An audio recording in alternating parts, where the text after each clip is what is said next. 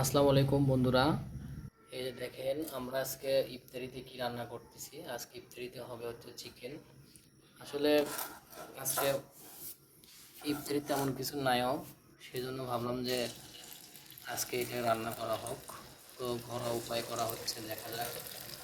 আসলে খাইতে তো হবে, না খেলে তো আর চলবে না। মানে চিকেন ফ্রাই দিয়ে ইফতার হবে আজকে, আলহামদুলিল্লাহ। এই হলো চিকেন।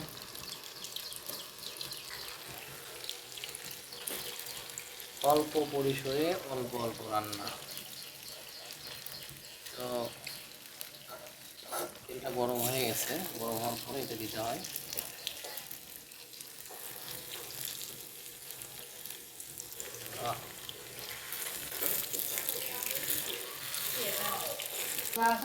তো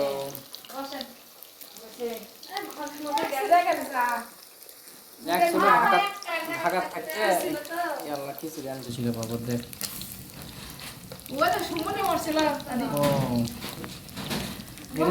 এটা তাহলে গরম করা যাবে না?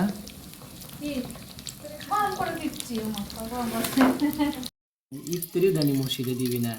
মানে মসজিদে ইফতারি দিলে বিরিয়ানি দেয়, বুঝছো? খিচুড়ি দেয়, পোলা দেয়।